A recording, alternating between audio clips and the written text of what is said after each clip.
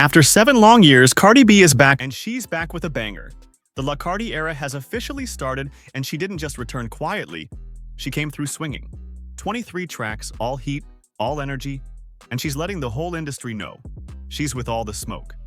Cardi opens up this album strong, whacking the industry girls left and right, making it clear she's not here to play. She's got high-energy diss tracks like Pretty and Petty. And the first thing I caught? That West Coast flow. And for a minute, I had to stop and ask myself, wait, is Cardi giving us K-Dot vibes?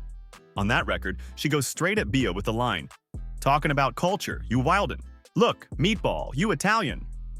Now let's be real, she's clearly calling out Bia for bringing up her daughter, but also pointing out that she's not from the culture. That's a heavy shot. And then she sprinkles in that T with the Diddy's house line and flips it with, weave to the floor. I'm like, make her hate me even more. And look, it's not the line, it's the delivery. That is one of Kendrick's iconic sounds. We've heard Dot do it on GNX and other tracks, so it's clear what mode Cardi is in. This ain't just a club track, this is war mode. This is Cardi stepping into that competitive rap energy we haven't seen from her in years, with a West Coast flow and Jeezy-type tracks like Magnet, taking shots at other females in the game, and even a few words for her ex. Cardi is in full attack mode. But it's not all just shots fired. Cardi switches it up with some R&B type bangers, linking up with heavy hitters like Janet Jackson, Summer Walker, and Lizzo. These records bring that softer, more emotional side, while still keeping her signature fire. It's a roller coaster of sound, highs, lows, and everything in between. Cardi also gets real about her life over the past 7 years. On tracks like Man of Your Word, she opens up about Offset and what she went through in that relationship. Then she flips it on songs like Safe, where she talks about finding comfort and stability with her new man, Stefan Diggs. This is Cardi at her most vulnerable and most confident at the same time. The beats? Crazy. The energy? Through the roof.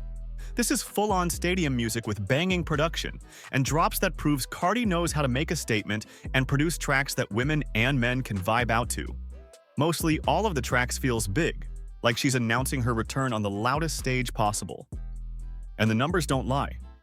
This album is already platinum off streams, with singles like W-Ape and Up leading the charge.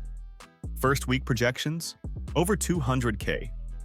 Cardi isn't just back, she's dominating the conversation. Love her or hate her, the Bardi era is here, and it's looking unstoppable.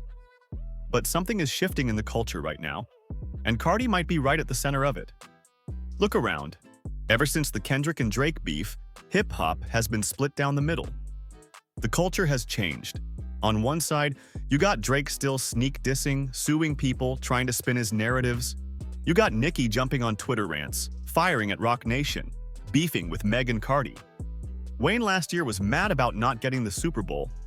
Kanye's still out here wildin' with his antics. That side of the industry feels messy, full of excuses and false narratives. But on the other side, you got Kendrick, the Clips, Pharrell, Jay-Z, moving in silence, making power plays, and bringing the rap back to the forefront. You see more artists rapping, battling, sharpening their pens. It's a pattern, and you can feel it. Now here comes Cardi, right in the middle of this shift, dropping Am I the Drama? And it's not just music, this is a statement.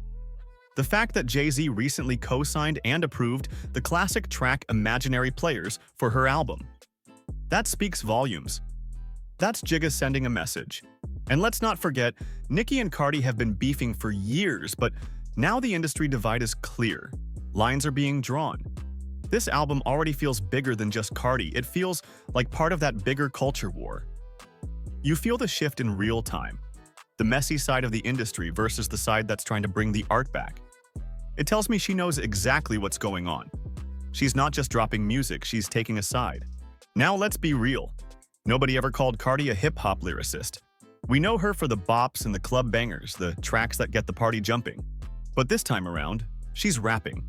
And in a way, it feels like she took it back to the beginning, when she was spitting on those mixtapes before the fame. And the rollout? Straight genius. Cardi didn't just drop an album and disappear. She hit the streets, old school style. Meet and greets, signing albums, taking pics with fans face to face. She even hit the New York trains, moving CDs hand to hand like it's mixtape hustle days. That's raw. That's culture. Say what you want about Cardi, but she reminded everybody she knows how to connect with the people. And honestly, that was a genius. So I'll leave it to y'all.